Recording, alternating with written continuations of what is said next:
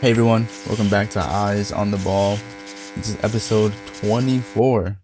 And if you guys are up to date with the NBA world, then you guys know the New York Knicks are your 2026 NBA champions. Am I a fake fan for LARPing or, joining last minute? Maybe, maybe not. They're a local team, so I wouldn't say I'm a fake fan. To be honest, I got pride in them ever since I started watching basketball anyway, so. But yes, the Knicks are the NBA champions. Honestly, and I posted a TikTok about this, and I remember speaking about it before. I was not that faithful in the Knicks, to be honest. I was kind of used to them just being like a choking kind of team, like they just fumble at the finish line, something they always have been doing or have done the past few seasons. But I mean, this year was like a complete turnaround from the rest of the season. It's kind of crazy, especially when you look at the closeout games that the Knicks have had against in the playoffs against some of these teams. I mean, they've averaged before the this last game, they've averaged like these closeout game wins by like 15, 20 plus points. Absolutely incredible display of offense from them, which kind of makes the game five to me stand out a lot more. Obviously, I'm pretty sure a lot of it is just because just the shivers of it all. I think going into it, I was kind of skeptical of the Knicks winning the game. Once they were down, I was skeptical even more of them winning the game. The number one thing I kept thinking about was no fucking way they do it again. And I mean, they ended up doing it again, which was like incredible. I forgot who said it. One of the commentators was basically talking about it. But the anxiety was creeping up on the Spurs fans once they realized the Knicks were going to do what they were best at doing, which is just coming back from these deficits, and they ended up doing it. Absolutely incredible display of offense from the Knicks. Shout out Mike Brown for sure, for sure. I mean, he absolutely to come in as like a last minute hire kind of thing and just change that team the way that they did. Like, because I think I think it would be fair to say that Thibs leaving left a huge hole to kind of fill for the roster because that is a coach that the Knicks continuously kept on going up the ladder with. Obviously, he had his flaws, but regardless, that was a winning coach. Like in terms of just being able to compare it relative to other franchises in the league, that was a winning coach, right? And so for them to fire him, hire this coach who got fired for calling out one of his players before, and he got fired for another reason. I forgot what the other reason was for, but for them to hire that coach, not only make it to the same place they made it to last year, but go beyond that and win it all in his first year is crazy as fuck. So yeah, shout out to Mike Brown. I think I'm gonna talk about the game, of course, or the games, of course, but um, I'll talk about some of the games first before I talk about what Mike Brown did a lot. But every Knicks win in that final series came about the same exact way, a comeback. I don't understand how. I don't have the stats. But I think they were basically down 16, damn near. There's like a 16-point lead, but was I guess either the average or like what they came back against in all of those games, and the Knicks came back and they won those games. The only games they lost that the Knicks lost in this entire playoff series or playoff run was two demon CJ McCollum clutch shots and an unfortunate Trump debuff. Everything else was a win, which is insane. Insane because again, like I didn't think that the Knicks were gonna go this far. I had no idea that they're gonna go this far. But if there was a team that I really wanted to win, especially after like the conference finals, if there was a team that I really, really wanted to win, it was the Knicks, man. I think, especially when you look at the players on the team, like the entire team was damn near built from underdogs, number twos, people who like players who fans thought would never actually like really do too much in the league. Just underrated role players all around. It was just it's an incredible story, honestly. Especially like, you know, I'm kind of jambled. I apologize. I know I am jambled for sure, but or jumbling my words and stuff. My sentences kind of hard to be coherent. Talking about that run because I think it was just and it's an incredible run, right? But I think when you look back at it, um, every playoff team that ends up winning the finals, right? They usually always have something magical happening to them, right? Something magical that happens. I think, um, and like when you like look back at it, like I'm gonna start from 24, right? Because that's like the one that I can remember the most, to be honest. Or the latest one I can remember the most. 24 Celtics, right, against the Mavs. Even though they were a godly team, the Mavs were a godly. I mean, the Mavs were a great team. The Celtics were a godly team. But not only that, Porzingis wasn't playing for half of for some of the playoffs. This guy comes back first game of the finals and just obliterates the Mavericks. While the Mavericks were already like facing injuries because of Luka, and I think Kai was injured too. I don't remember exactly, but Luka was facing injuries from the OKC series, right? That's luck, right? There's something magical about that the magic was on the Celtics side. For OKC in 25, right? First series, Ja goes out. Are the Grizzlies winning with Ja anyways? The series? Fuck no. But at the very minimum, it's 5 games instead of 4, right? You never know what could happen in another game. In the next series with the Nuggets, Aaron Gordon, I think misses a game, I'm pretty sure. But at the very minimum, I know for sure in game 7, he's like fucked because of his injury. Right? And he was probably the most impactful player in terms of like really clutch time buckets and winning them and closing out games. Right? They didn't face too much in the Timberwolves series. So you give him that. But finals, right? Final run. Unfortunately, Halliburton, who also had his the Pacers had their fair share of magic going on too. Unfortunately, it came to an end with Halliburton's injury. Again, most unfortunate fucking thing that can happen. But again, like luck was on OKC's side. And then you look at this series or this playoff run from the Knicks. I'm not gonna say luck, but I will say that the magic was there, right? To go against who do they play in the fucking first round again? Fuck. Damn, I forgot already. Fuck. I'll say what I remember, but the Cavs game, right? When they were down 20 with 7 points left. They come back and win the game somehow. Right? This entire finals run, like every round of them, every game of them winning in that finals run was fucking magical. Down 30, come back and win. And it all comes from like a collective effort too, which makes that even so much more like beautiful and magical too. Like a cat 3, and then he ends up falling into the crowd.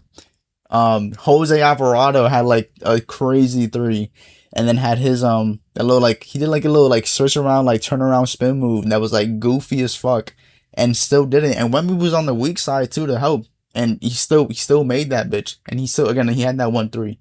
OG Anunoby had that 1-3, and of course the fucking tipping, the god hand tipping, like it's just like that shit is magical, bro.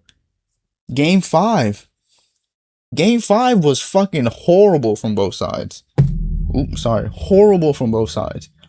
The Spurs were up like maybe 15, I think, or like 12 or something. No, 16, I think, going into like the second half, right? And honestly, to talk about that game, like that game was crazy weird too. Knicks offense looked fucking dog shit apart from Brunson. I didn't even know Brunson had that many points to either. To be honest, I looked at I opened my phone, go on check on really, he had like 25. I'm like, what the fuck? When did that happen? Um, but the offense from both sides were horrible. Spurs had no creation as always, which is like their biggest thing, and I'll talk about the Spurs again in a little bit as well. But in game five, again, the offense looked horrible from both sides. Spurs looked dog shit. Knicks looked even worse. Knicks players looked like they were constipated. Like they were like shitting themselves on, not shitting themselves on the court, but trying to hold their shit while playing basketball. Like it looked bad. Like none of them was processing shit. Nobody was playing good at all, passing the ball around effectively, making shots. Um, but Spurs were up, and a lot of it is because of their defense, right? They were applying a lot of defensive pressure that first half, and Wemby was playing really good that first quarter too, and I think even a little bit in that second quarter. But second half came along, and I mean, the Knicks just turned it around, completely turned it around. Offense went up. They were able to make better passes. Jalen Brunson had the ball in his hands a little bit more and just made more threes, more timely threes, and more timely shots. Cat was doing a little bit better. No, Cat offensively sucked too. Jose Alvarado was doing a little bit better. OG was playing a little bit better. Josh Hart was playing a little bit better. Like it was a collective effort to get everybody going, but a lot of it was because of Brunson, just Brunson being who he was, and oh my goodness, it's so hard like not to glaze the fuck out of Brunson too. Like if we're talking about small guards, he is up there for sure. Like he's one of the first small guards to really do it, and he's not like a Curry small guard either, where he's like and like changing the game, right? Like being generational with his talent.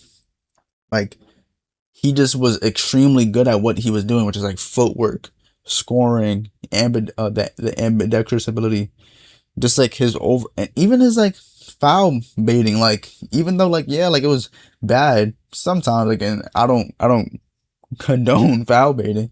The nigga was doing everything out there, and honestly, I get it for the chip. I get it, and it wasn't like he was doing it OD anyway. It was more so like towards the end of the game. Um, but Brunson just like the entire team on his back that game. Ended up tying the most points scored by a guard in a closeout game in the finals, which was Michael Jordan at 45 points, which was like incredible. But no, Brunson was like insane. He had one tough ass bucket on Wemby too. Crazy. He had a fuck. What was it? Brunson hit a three.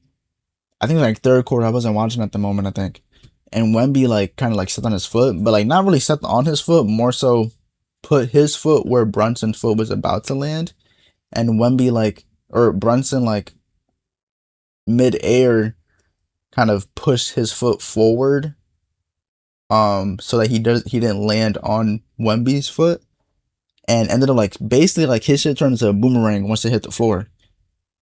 Made the three, started like like whining about it on the court and stuff, or like grimacing in pain about the from grimacing in pain. And didn't call it, and he still ended up playing like he was fine. Like that's real nigga shit, bro. Like that's like again like the playoffs are determined by who's a bitch and who's not a bitch, and Brunson is not a bitch. Not only that, but and it's a quote that I keep on thinking about ever since like the series started. To be honest, everybody better than Jalen Brunson until it's time to be better than Jalen Brunson. None of these niggas better than Jalen Brunson, bro. Like it's crazy. Um, again, like big ups to him. I think what he did and was incredible. I think the fact that he did what he did is incredible, and I know still next year people are not putting him in top 10 talks. And it's crazy, honestly. Like I there's a part of me that understands it, but at the same time, dog, it's like what is the difference between what he did and what like Shea did last year, for example, right? Like they're about the same playmaking wise. Like I think Shea probably is a little bit better because he understands. He will try to incorporate his guys more than Brunson would. I think Brunson is like a damn near like Kobe disciple in the sense that he's gonna shoot the shit out the rock if he can. Right? He's gonna look for his shot if he can. But I think that's also by design though. I believe too. I think the coach Mike Brown and the Knicks offensive system allows that, and kind of like pushes for that a little bit too sometimes. But again, like absolutely incredible player. I know some people are saying like, hey, like this doesn't change the fact small guards can't win. And to me, honestly, fuck you. He just did it. He just did it. If you want to say like, yeah, like this is an outlier, sure. I think you can say that about anything, honestly. Right? Like you can say last year OKC was an outlier for winning that young, right? But even then, like they weren't really an outlier. And I'm gonna speak about OKC and with the Spurs, like their comparisons a little bit too. But yeah, I mean the Knicks were just amazing. Like what they did was incredible. Seeing Cat win one, talking about his mom, brought a nigga to tears. I'm not gonna lie, bro. Like that shit is just beautiful. So happy for him. Mikal Bridges, fuck them picks. Fuck them picks. You got you a chip, boy. Fuck them picks. He was on fucking Instagram live, just like drunk as shit, just talking about it. Josh Hart, incredible bulldog of a player, just like the guy does what he needs to do as a guard. He not gonna get you a bucket, but he gonna make sure he get that rebound. He gonna make sure to play defense. He gonna make sure to make the right pass. He gonna try his hardest in transition. He might not score, but he gonna try his hardest. OG Anunoby. I hate that. Unfortunately, the spreadsheets do not fuck with him for this series. Like his net rating kind of sucks, but they don't win these series or these games or this chip without him. Not only just because of that God hand tip in, but like they need him. They needed him to play, right? Especially defensively. Shaman, another player who the spreadsheets don't like. I will not forget you, boy. You was one of the ones in this run. You was the demon in this run. Not only a little bit in this series, but especially that Cavs series, you was one of them ones. Um, who else? Jose Alvarado. It's fucking insane to say this shit. It really is. It is insane to say this shit. But he really got a chip before my GOAT, bro. He got a chip before my GOAT, Ja. He got a chip before Luca. Fuck, man. Like, it's crazy to say it. It really is crazy to say it. But I mean, hey, man, like, you got your role. You know what to do in your role. And if you want to win, you got to succeed in your role. And that's what he did. So, again, like, that's a phenomenal player right there, right? Mitchell Robinson.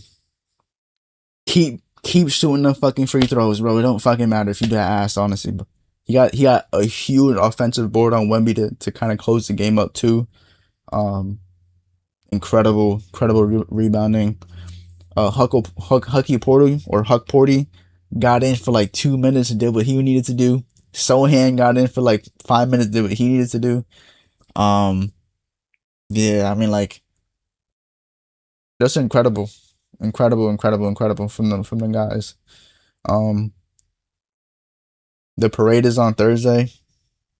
I know New York is probably gonna blow up again. Some of the clips I'm seeing from New York kind of crazy though. Like the bus one, like that shit is like, I guess a bunch of 12-year-olds like damn near just like doing whatever the fuck. Like that's what it feels like. Cause I mean, and then seeing the one clip where like the bus driver was there and kind of like saying like it's coming out of his paycheck and shit, and niggas was acting like they weren't doing that shit. Like, bro, you knew what you was doing, bro. Like, what the fuck? But there are other parts of the fan base that are just geeked as fuck. Like, I saw another clip that they were singing like "I Know I Said to Mine," and it was like people singing from the buildings, huge crowd in the middle and shit. But I mean, yeah, absolutely incredible playoff. Even though it ended 4-1, I do believe that was probably I think like the most fun I've had watching a playoff series. Um, in terms of like from like a I don't say like a non-fan of the team, but as a I don't know how to word it exactly. Cause like obviously like as a Grizzlies fan too, like I love the Timberwolves series. Like even though they sucked butt in most games, like it was a CTE fest in some games. Like it was still really cool, especially the little jaw breaker, jaw game winner, shit like that. But um, I think this series probably was one of my favorite series I've watched.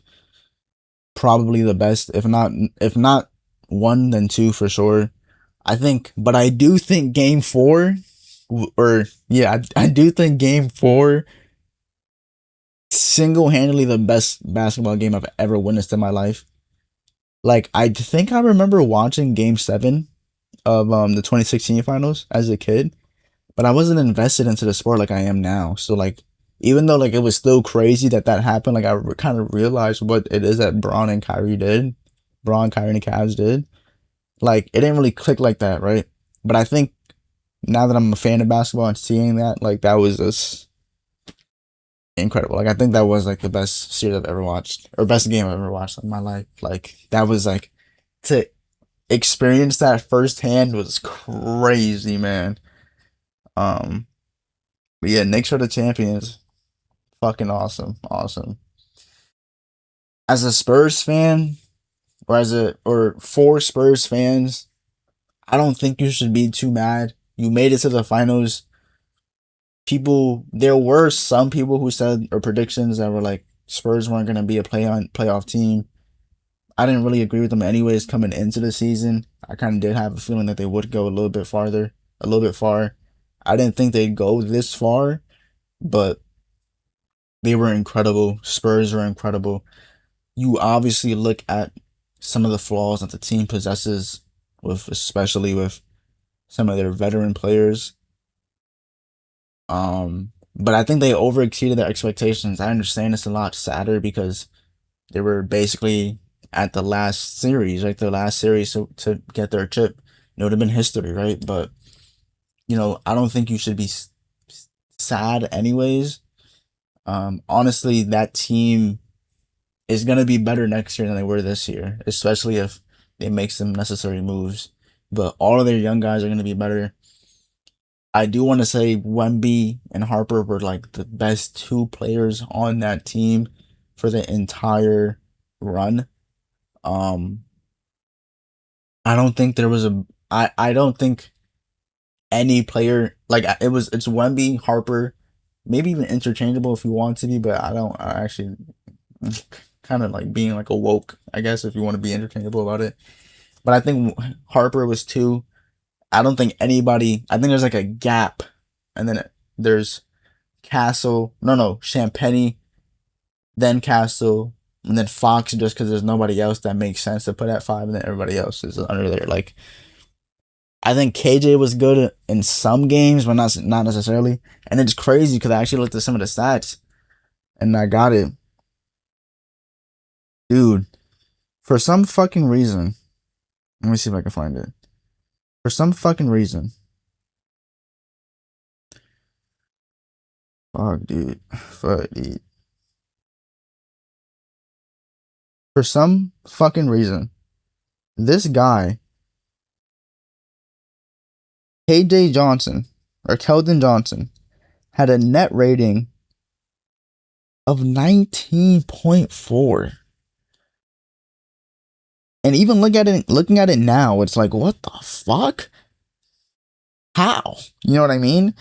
But yeah, I mean, incredible, incredible, incredible run from the Spurs regardless.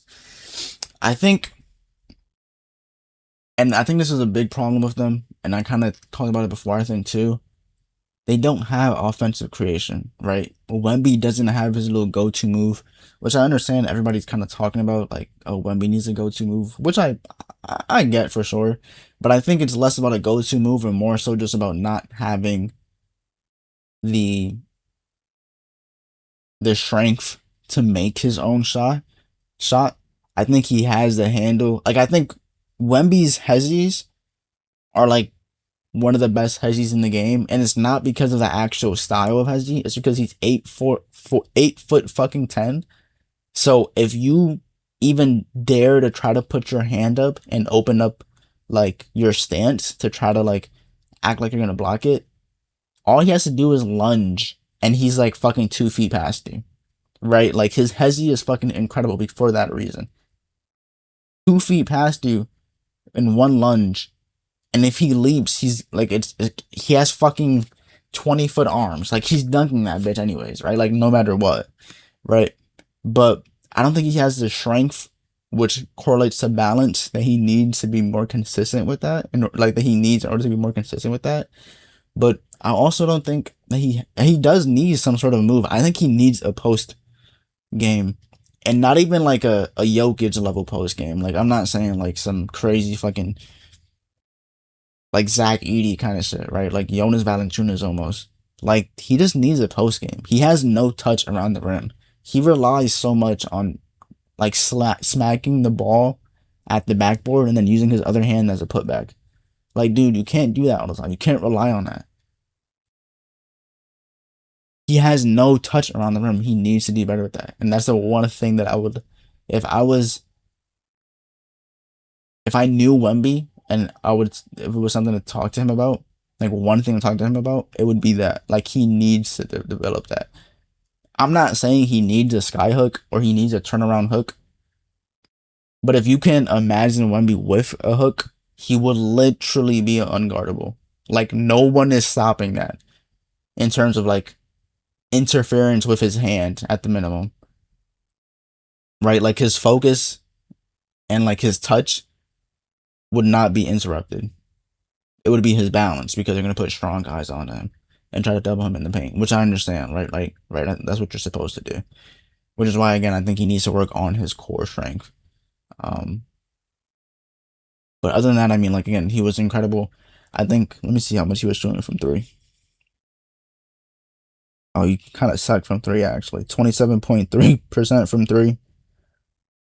But the fact that he, like, come on, Wemby averaged the most 3-point attempts, second most 3-point attempts. Like, come on, man. Like, I get it. Like, I get it. You know, like, your playstyle is your playstyle, but it's like, come on, man. Like, you're too tall to be relying on threes like that, right?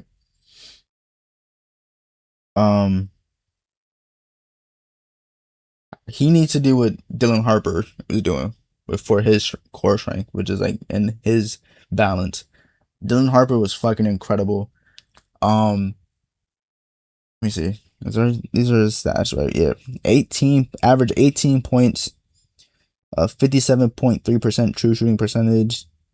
It was not the best from three. Honestly, that whole team was not the best from three, other than the GOAT, Vassell, and Champagny. Let me see.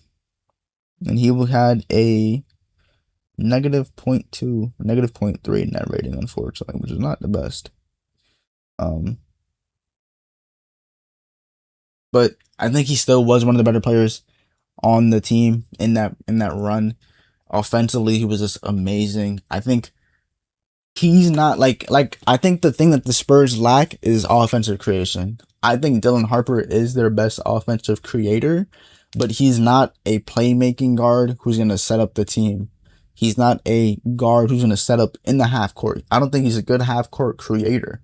I think what he excels in are closeouts and transition buckets.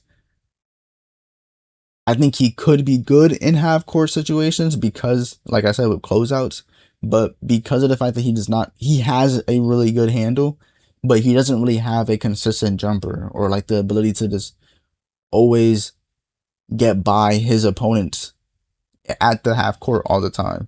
Like, and so I think that's something that's lacking. I think his playmaking also needs to be a little bit better as a guard as well. But other than that, like, I think, again, he was incredible. Again, as a rookie, doing what he was doing is insane. Like, you're not expecting him to do what he was doing at all. Especially that last game, he was absolutely incredible. Stephon Castle was not the best this series. He was pretty good in the clutch, but that's really it. Like, he's just not the best this series. De'Aaron Fox. I mean, I don't know what else I have to say about it that hasn't been said about it. He was horrible, horrible.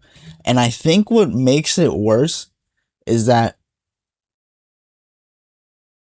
nobody expected De'Aaron Fox to be this fucking bad. Like, it's horrible how bad he was playing. Like, not even the 3-point um production carried into what he was doing this playoff run. Like last year or the year before that, like where he came, like he actually became a good 3-point shooter. Like that version, like we didn't even need that exact version of D Fox, but they at least needed some things to pull apart and add to this team. None of that came through.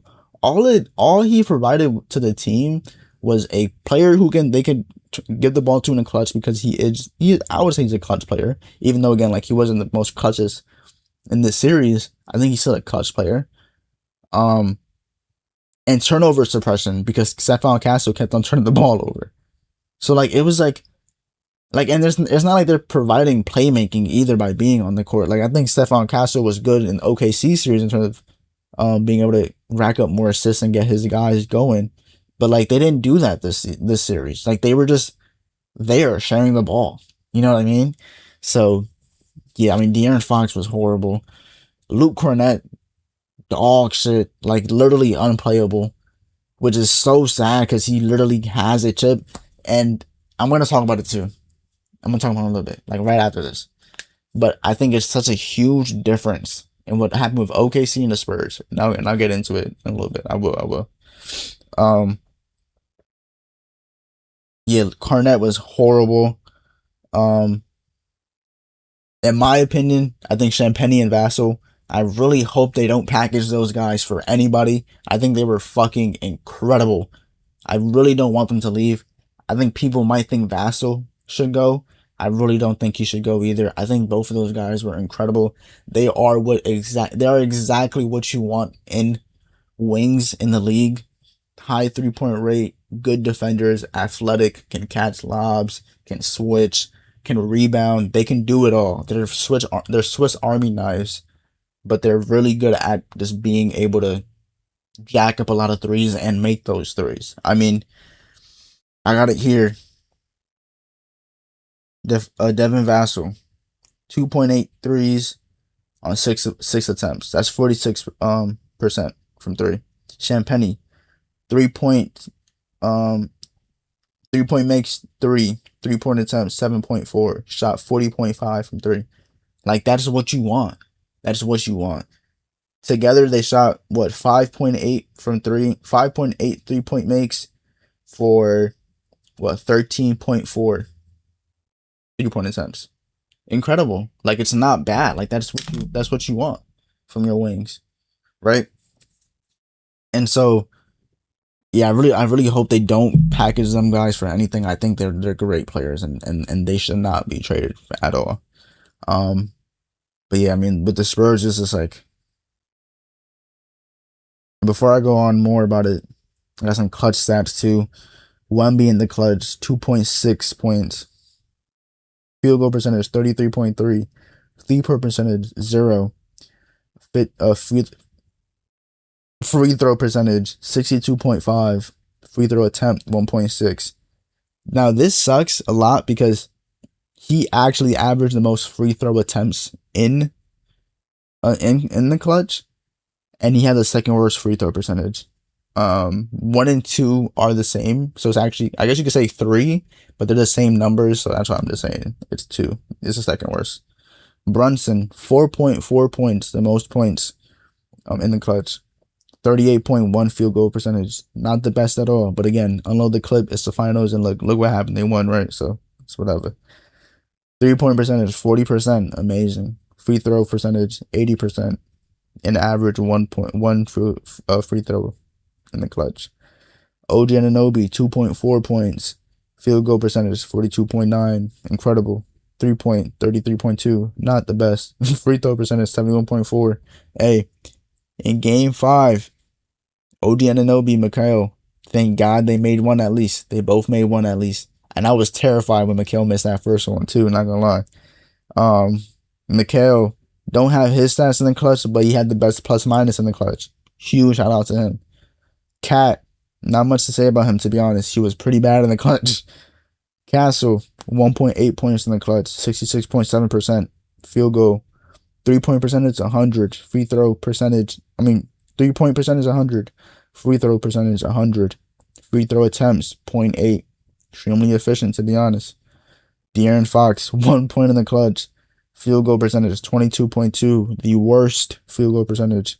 33 for 3-point percentage. Free throw percentage, 0. Free throw attempts, 0. Again, it's like absolutely meltdown by the Spurs. I know people like it. People are talking more about the winners, which I understand. You should, and I think the excuse is the fact that this is a young team. It's just battle scars, very deep battle scars, but battle scars. But you really do have to like realize and like talk about it. Like the Spurs choked bad, horribly, because had they just kept their lead, it would have been 5. It would have been 4-1 to them. They might have even swept if they were at least able to keep their lead, but they didn't. They just continuously fumbled every single lead. And so I think inexperience showed a lot. And it is crazy because I think last year the OKC showed me that inexperience didn't really matter too much. But with this series, I kind of revert back to how I was thinking before. And I think a lot of it, again, is just like how I was mentioning in the beginning with that magic, right? Like just being able to be on the NBA gods side, right? Like that is like a real thing, in my opinion, when it comes to, playing. But I think another thing as well is that OKC had players who got their scars, right? Like Shea played against the Rockets in the bubble, in that playoff game, in that playoff series, right? They lost. Then they had the one against the Mavericks. They lost on a pretty embarrassing loss too, because he fouled PJ Washington, right? Caruso, he got his ring and he's a vet. He's like they're not relying on him like that, like how they would for the other players or other teams might have, but that's a vet player, right? iHeart made it to the playoffs several times and is an experienced player and played with a guard in Jalen Brunson who had an amazing pick and roll game with him, which he was able to replicate with Shea on OKC. Which leads to my next train of thought, which is I think the similarities between Spurs and OKC, Spurs from this year and OKC from last year, is really like there's two main things, I think. And I think a lot of it, the main thing was, like I just mentioned, the OKC's main player, Shea, got his scars. This is Wemby's first scars in terms of like actual NBA competition. Right? Like we know of the background context and the history with the other tournaments in his life, like the whole Shet thing, right? But this is his first like real NBA scars. This is his first time. This is Castle's first time. This is Harper's first time. And these three players are players who they relied on. Right? They brought in vets, which is my second point. They brought in vets. They brought in an experienced vet in D Fox. They brought in an experienced vet in Luke Cornett, who was a winner. So almost same exact thing that Spurs or OKC did last year. But I think the main issue, these two players fucking sucked. They just sucked compared to what they did. Right? I think a lot of it is also roster construction. Right? Like again, like Shea, not only did Shea get his scars, but he was the focal point of that team. Wemby was the focal point of the Spurs, even though at sometimes it kind of didn't feel like it because he wasn't keeping the ball in his hands most of the time and trying to make plays himself. he still was is the face of that team. He had no scars yet in terms of NBA scars, right? It was D Fox who kind of shared the ball with him, and he had his scars, but he was his dog shit. That's it. He was horrible, and there was nothing else that he provided like what Cornette or like what Caruso or Hartenstein did. Like Caruso, at the very minimum, you're not gonna fucking tell him here, take the fucking ball and make a shot. No, you're not going to, right? Because your main guy gonna have the ball in his hands. But you're gonna tell Caruso, we're gonna ask from him. We need these threes. We need you to keep on playing defense the way you're playing. You gotta be playing with hustle all the time. Do what you do best. And he did all of those things last year and more. He didn't add in something else that they needed from him. He just did what he needed to do and raised that. He did as much as he could and more. Right? Same thing with iHeart. iHeart, you're not telling him to create his shot all the time. But he has that push shot that's the damn near fucking automatic bucket every single time. He has that playmaking ability as a center that's very uncommon. He's great defensively in terms of in terms of center to center defense. Cornette was not. Cornette's not doing that shit. He can't switch on to a smaller player. He's not going to be able to provide you ancillary and have any ancillary options or just secondhand options to his offense that he could provide to the team, to the Spurs team. Right? So realistically, the two guys that they got, the two vets they got, were just not good vets. And I think that's a huge difference. I think that's the main difference between the two teams. Which is why, again, which leads me to believe that experience does matter. Because Wemby, who is supposed to be the focal point of that team, has not gotten this far. Had he gotten this far before, the ball would be in his hands more. The ball would be in Dylan Harper's hands more. Which, again, could be more of a coach thing as well. I'm not saying it's not. And I'm not saying that it's inexperience is the only reason why they lost either. But I do think, had the team been a bit more experienced, you do kind of like,